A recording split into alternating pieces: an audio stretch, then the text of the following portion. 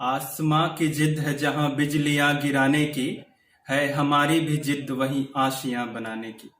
Hello viewers, मैं राजकुमार Soni, Indian navy retired, एक बार फिर से आप सबका अपने चैनल मिलिट्री एकेडमी बलिया में स्वागत करता हूं। आज का हमारा यह वीडियो इंग्लिश के प्रैक्टिस पेपर के ऊपर है, जिसमें कॉम्प्रिहेंशन के भी क्वेश्चन इंक्लूड हैं।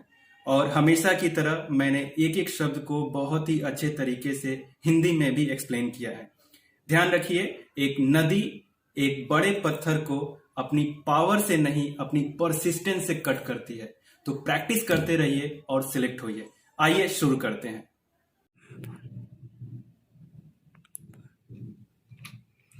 पहला क्वेश्चन है चेंज द वॉइस का।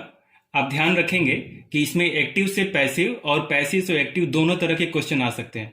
तो आपको खुद ही आइडेंटिफाई करना है एंड देन उसी के अकॉर्डिंग आपको वॉइस चेंज करना है। आप सेंटेंस देखिए, it is time to ring the bell. तो जैसे पता चल रहा है कि हाँ, इसमें पैसिव वॉइस या V3 का कहीं पे यूज नहीं हुआ है, तो इसका मतलब ये एक्टिव वॉइस है। It is time to ring the bell, यह एक एक्टिव वॉइस है, इसको हमें पैसिव में कन्वर्ट करना है। Let's see the example options है। It is time the bell rings, no, क्योंकि passive voice is all about V3। आप ध्यान रखेंगे, किसी भी पैसिव वॉइस में यदि V3 नहीं है तो इसका मतलब वह पैसिव वॉइस नहीं है। पहला ऑप्शन तो एलिमिनेट हुआ। दूसरा, it is being time to ring the bell, being का तो यूज होना नहीं है इसमें, because it's not a continuous tense. See, it is time for the bell to ring. हाँ, थोड़ा ये सही था, लेकिन जब आप यहाँ पे पैसिव वॉइस में V3 का यूज नहीं हुआ, इसलिए टू रिंग ना होकर के यहाँ पे टू बी रंग होना चाहिए, जो कि डी ऑप्शन में है। It is time for the bell to be rung. Option D. एक और एग्जांपल मैंने इस 2+V1 इन्फिनेटिव पे मैंने एक बनाया है, ताकि आपको समझने में और इजी रहेगा। It is time for the test to be prepared. अब आप ध्यान रखेंगे कि यदि इसको आपको वॉइस को चेंज करने के लिए बोला जाता है, तो यह अपने आप में एक पैसिव वॉइस है, जिसको हमें एक्टिव में कन्वर्ट करना है। तो यदि इस पैसिव वॉइस को आप एक्टिव में कन्वर्ट करेंगे, ये हो जाएगा it is time to prepare for the test. And vice versa, इसका पैसिव बनाएंगे, it is time for the test to be prepared. V3 is all about passive voice. दूसरा क्वेश्चन है नरेशन का। आप इसमें भी ध्यान रखेंगे कि डायरेक्ट से इनडायरेक्ट और इनडायरेक्ट से डायरेक्ट दोनों तरह के क्वेश्चन आ सकते हैं। जैसा कि आप देख रहे हैं, ये कॉमा है, रिपोर्टेड स्पीच है, जो डबल इन्वर्टेड कॉमा में, मतलब ये डायरेक्ट स्पीच है, इसको आपको इनडायरेक्ट स्पीच में कन्वर्ट करना है। लेट्स सी, द जज said let the criminal be hang. यह एक, आप देख रहे हैं, एक इंपरेटिव सेंटेंस है। इंपरेटिव सेंटेंस जहां पे आदेश, आज्ञा का ये सूचक होता है। तो इसको कन्वर्ट करने के लिए रिपोर्टिंग वर्ब उसके अकॉर्डिंग आप ऑर्डर्ड में, रिक्वेस्ट में चेंज हो जाता है। तो आइए देखते हैं। द जज said that let the criminal be hanged. नहीं, सेड का सेड तो होगा नहीं, तो ऑप्शन ए गलत। द जज order to let the criminal be hanged. To के संग ऐसे यूज आप नहीं करेंगे। ऑर्डर तो सही है, जज साहब ऑर्डर देंगे, but to let no. Third देखते हैं, द जज order that the criminal should be hang.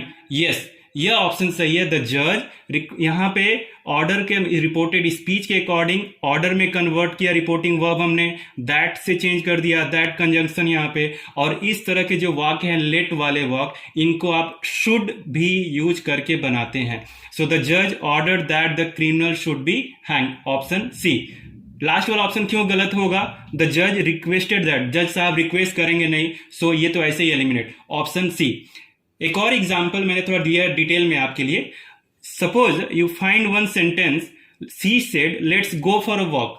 यहां पर भी आप देख रहे हैं लेट से ये वाक्य शुरू है, और यहां पे एक प्रोपोजल भी है और सजेशन भी है, क्योंकि वह she said let's go for a walk, walking के लिए सजेशन या प्रपोजल है। यदि ये वाक्य आता है तो आप ऐसे बनाएंगे, रिपोर्टिंग वर्ब को सजेस्टेड या प्रपोज में चेंज करके, एंड देन कंजंक्शन दे यूज करके। और यहाँ पे लेटस है तो इसको आप प्लूरल दे में कन्वर्ट करेंगे, first person according to subject, then should का प्रयोग, देन नॉर्मल जो सेंटेंस है। सी सजेस्टेड और propose that they should go for a walk. मुझे उम्मीद है ये लाइन आपको समझ में आ गया होगा। अगला क्वेश्चन है सिनोनिम का, रिबेट। तो रिबेट का सिनोनिम, सिमिलर मीनिंग का वर्ड देखना है हमको। रिबेट का मतलब होता है छूट, और डिबेट का मतलब होता है वाद विवाद। यह तो एलिमिनेट हुआ। डिस्काउंट का मतलब छूट होता है, इसको रिजर्व रखते हैं हम। गिफ्ट का मतलब उपहार, नो। कमीशन का मतलब होता है दलाली या आयोग भी होता है, आपने यूनियन पब्लिक सर्विस कमीशन का नाम सुना है। सो 3 का रिबेट का जो सिनोनिम है वो है डिस्काउंट, सो बी। नेक्स्ट क्वेश्चन एंटोनिम का है डेफिसाइट। डेफिसाइट का मतलब होता है कमी, तो कमी का एंटोनिम हमको देखना है। तो पहला ऑप्शन है सुपरफ्लुअस। तो सुपरफ्लुअस का मतलब अधिक तो होता है लेकिन बहुत ज्यादा अधिक, आवश्यकता से अधिक। तो यह ऑप्शन को हम रिजर्व रखते हैं यदि कोई और हमें बेटर ऑप्शन नहीं मिलता है तो। बी क्या है? बी का मतलब एक्सप्लिसिट। एक्सप्लिसिट मतलब मुखर या समथिंग रिलेटेड विथ आउटर, स्पष्ट। तो यह नहीं। सरप्लस, जी हाँ, सरप्लस का मतलब होता है अधिक, तो डेफिसाइट का सरप्लस हो सकता है, इसको हम रिजर्व रखते हैं। और डी इम्प्लिसिट। इम्प्लिसिट का मतलब होता है अंतर्निहित, इनफैक्ट ये एक्सप्लिसिट का एंटोनिम है। सो डेफिसिट का जो सुटेबल एंटोनिम है यहां पे वह है सरप्लस, न कि superfluous, option C. Next question है ईडियम एंड फ्रेज का, a man of the world. आपको देख के लग रहा होगा, हम सब जानते हैं ईडियम में जो वर्ड से मिलके ईडियम बना होता है उसका मीनिंग वो ना हो करके कुछ और होता है। आइए देखते हैं। So famous man, may be. N experience man, yes. Man of the world का मतलब होता है एक एक्सपीरियंस आदमी, फेमस आदमी नहीं। एन ऑर्डिनरी मैन, नहीं। अ लाइव मैन, जिंदा आदमी, नहीं। अ man of the world, please do not get confuse, famous man नहीं है, एक एक्सपीरियंस मैन है, अनुभवी आदमी है। हम नॉर्मल बोलते भी अरे वह घाट घाट का पानी पिया है, इसका मतलब क्या है? वह बहुत अनुभवी है। तो एक आदमी जो दुनिया का है, अ मैन ऑफ द वर्ल्ड, आप थोड़ा लॉजिक से इसको याद करने की कोशिश करेंगे। एक व्यक्ति जो दुनिया का है मतलब वो एक्सपीरियंस है, वो हर जगह घूमा हुआ है या बहुत ज्यादा अनुभव है। An experience man, option B. दूसरा क्वेश्चन है वन वन वर्ड सब्स्टिट्यूशन का, वन हु ईट्स एवरीथिंग, वह जो सब कुछ खाता है। तो हिंदी में हम बोलते हैं जो सब कुछ खाता है सर्वाहारी। इंग्लिश में क्या है ये देखते हैं, ऑमनीपोटेंट। तो यहाँ पे सारे ऑप्शन में omni omni omni omni common है, जिसका मतलब होता है सर्व या सब। तो यहाँ पे आप ध्यान देंगे पोटेंट जो सफिक्स है इसका रिलेशन है पावर से, पोटेंशियल हमने सुना है। सो ऑमनी पोटेंट का मतलब होता है जो बहुत ज्यादा पावरफुल है, सबसे शक्तिशाली। तो यह तो ऑप्शन है नहीं। ऑमनीसिएंट, ऑमनीसिएंट का मतलब होता है जो रिलेटेड विथ नॉलेज, अंतर्यामी, सब कुछ जानते हैं, ऑमनीसिएंट। वोरस, वोरस का रिलेशन है फूड से, खाने से। तो जो सब कुछ खाता है उसको हम बोलते हैं ऑमनीवोरस। एंड ऑमनी प्रेजेंट, जो हर जगह मौजूद है, विद्यमान है, बोलते हैं गॉड ऑमनी प्रेजेंट है, ऑमनीसिएंट है, ऑमनीपोटेंट है। तो यहाँ पे वन हु ईट्स एवरीथिंग का वन वर्ड सब्स्टिट्यूशन है, that is omnivorous, option C. Next question है इनकरेक्टली स्पेल्ड वर्ड। आप ध्यान रखेंगे कई बार क्वेश्चन आता है कि जिसकी स्पेलिंग सही है वो चूज करो, और कई बार आता है कि जिसकी स्पेलिंग गलत है, इनकरेक्टली स्पेल्ड है, उसको चूज करो। यहां पे आपको इनकरेक्टली स्पेल्ड वर्ड को चूज करना है। तो let's see, behaviour, BEHAVI okay है। फैमिलियर, परिचित, ओके है। ग्रामर, हाँ, ग्रामर में यहां पे मिस्टेक है, ई की जगह यहां पे ए होगा, GRAMMAR। तो ऑप्शन सी यहां पे सही आंसर है, ग्रामर की स्पेलिंग गलत है। ट्रूप सही है, ट्रूप का मतलब सैनिक। So option C. अगला क्वेश्चन है choose the best order which produces the original sentence. हमको वो ऑर्डर चूज करना है जिसमें करेक्ट सेंटेंस एक बनता है, ओरिजिनल सेंटेंस बनता है। तो let's see, the main purpose, आप एक इसका आंसर आप ऐसे भी शुरू कर सकते हैं ऑप्शन देख के कि 1 2 3 4 the main purpose to find out how of this. Okay, 1 2 3 4 तो ये होगा नहीं। 4 3 2 1, 4 3 2 1 much of English is, no, ये भी सही नहीं है। 1 3 2 4 the main purpose find of this test is, okay, to find out how find much of English he knows, या ओके, या। सो 1 3 2 4 अभी तक हमको बेस्ट ऑर्डर मिला है। 1 2 4 3 एक बार देख लेते हैं। The main purpose to find out how, okay, how much of English he knows of this test is, no. 1 2 4 3 सही नहीं है, 1 3 2 4 सही है। तो सेंटेंस क्या बन जा रहा है, the main purpose of this test is to find out how much of English he knows. So option C.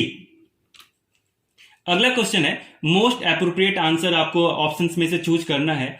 You must your career, okay, you must complete your career with all seriousness, maybe. देखते हैं आगे। You must follow your career, no.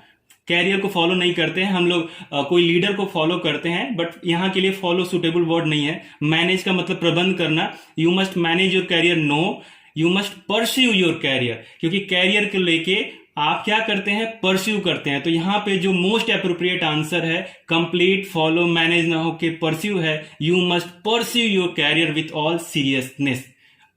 आपको complete, follow और manage के दूसरे sentence में दिखा देता हूं। कंप्लीट जैसा कि हमने सुना है पूरा करना, नॉर्मल हम घरों में बोलते हैं प्लीज कंप्लीट योर होमवर्क बच्चों को। Follow, people follow Amitabh Bachchan, या manage, he can manage single handedly. So complete पूरा करना, फॉलो अनुसरण करना, पीछा करना, मैनेज का मतलब प्रबंध करना, तो ये है। तो यहां पे कैरियर को लेके pursue is the best option, option D. अगला क्वेश्चन है, ये भी मोस्ट अप्रोप्रिएट आंसर का ही है। I shall not go, I am invited. Okay, so I shall not go unless I am invited, without I am invited, if I am invited, as I am invited. So viewers, यहाँ पे unless is the best option because unless is related with condition, कि जब तक कुछ हो नहीं जाता है, जब तक ये चीज होती नहीं है तब तक मैं नहीं करूंगा। तो यहां पर भी वही है, मैं तब तक नहीं जाऊंगा, I shall not go unless I am invited, यदि मुझे इनविटेशन नहीं आता है, न कि विदाउट, न कि इफ, न कि एज। और ध्यान देंगे आप, अनलेस और अनटिल में कंफ्यूज नहीं होंगे। अनटिल का रिलेशन टाइम से है और अनलेस का रिलेशन कंडीशन से है। सो यहां पे जो करेक्ट ऑप्शन है that is option A, unless. आपको मैं अनटिल का भी यूज दिखा दे रहा हूं, I shall wait until his arrival, उसके आने तक मैं इंतजार करूंगा। Until related with time. Without, okay, एक sentence, we can not leave without water, simple sentence. If he invites me I shall join the party, या एज का मतलब क्यों भी होता है, इक्वलिटी भी दिखाने के लिए यूज करते हैं, he is as good as Shyam, और he did not come to school as he was not feeling well. Very clear example. Next question है, ये आप ऑप्शन देखेंगे तो एन, ए, द, वन, मतलब ये आर्टिकल का क्वेश्चन है। So if you have faith in dash almighty everything will turn out to be all right. Okay, so almighty जैसा कि कुदरत के लिए है, यहाँ पे ए भी कैपिटल में लिखा गया है भगवान के लिए, और भगवान से पहले हम द अलमाइटी यूज करते हैं। डोंट गेट कंफ्यूज, अलमाइटी के संग एन का यूज नहीं होगा। So if you have faith in the almighty everything will turn out to be all right, option C. Next, we must beware snakes. Okay, preposition का question है, to, of, against, with. Viewers, beware के साथ आप of का use करते हैं, beware of dog. आपने घरों के सामने ऐसा बोर्ड देखा होगा जिनके घरों में कुत्ते होते हैं। So we must beware of snakes. So the correct preposition here is option C, of, beware of. Next question, the verb form of beauty is. Okay, beauty एक वर्ब है, वर्ड है जिसको आपको वर्ब फॉर्म बनाना है पहले। Beauty अपने आप में एक नाउन है, beauty is a noun. Let's see what is the verb. Beat का मतलब होता है पीटना या हराना, तो वह तो कोई रिलेशन ही नहीं है। ब्यूटीफाई का मतलब होता है सुंदर बनाना, ये ऑप्शन सही है। ब्यूटी मतलब सुंदरता, ब्यूटीफाई मतलब सुंदर बनाना, ऑप्शन बी। ब्यूटीफुल एडजेक्टिव है, सुंदर, ब्यूटीफुल गर्ल, एंड ब्यूटीफुली बेहद सुंदरता से। He did this job, she did this job very beautifully. So beautifully adverb है। So beauty noun का जो verb है that is beautify, सुंदर बनाना, ऑप्शन बी। अगला क्वेश्चन है, same meaning of the given sentence. Okay, एक सेंटेंस दिया है आपको, सेम मीनिंग वाले एक दूसरे सेंटेंस को ऑप्शन से सिलेक्ट करना है। The lion is the strongest animal. Okay, the strongest, यह लग रहा है एक डिग्री का क्वेश्चन है। So let's see, the lion is the strongest animal. Okay, the lion is as strong as other animal. No, यहाँ पे तो बोल रहा है strongest है और यहाँ पे बोल रहा है as strong as. Option A wrong. Some animals are stronger than lion. No, some animals तो stronger है ही नहीं, lion ही सबसे strongest है. This is superlative degree. Third, the lion is stronger than all other animals. Yes. Lion जो है सारे animal से यहाँ पे आपका कंपैरेटिव डिग्री यूज हुआ है। सो ये सुपरलेटिव डिग्री का जो बेस्ट ऑप्शन है कंपैरेटिव डिग्री में, that is here option C. D क्यों गलत है? No other animal is strong than. No, यहाँ पे तो ये सेंटेंस ही गलत है, no other animal is strong. So option C is the correct answer.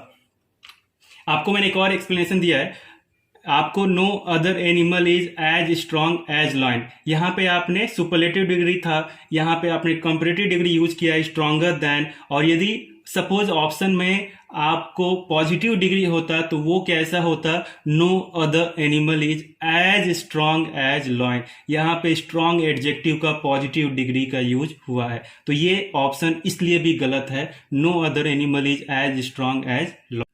अगला क्वेश्चन है spot the erroneous part if any, यदि कुछ एरर है तो सिलेक्ट करना है, नहीं एरर है तो option 4। Okay, the prince fine came to the throne, okay, on a very early age. Okay, आप यहां पे ध्यान देंगे the prince came to the throne at a very early age, on preposition की जगह यहां पे एट का यूज होगा, सो ऑप्शन 3 जो है वो गलत है, पार्ट 3 गलत है, ऑप्शन 3। आप एक और एग्जाम्पल मैंने दिया है यहाँ पे इसी पे कि my friend got married at the age of 20, मेरा दोस्त 20 साल की उम्र में शादी किया, so at the age at a very early age, तो ऑन प्रीपोजिशन यहाँ पे गलत है।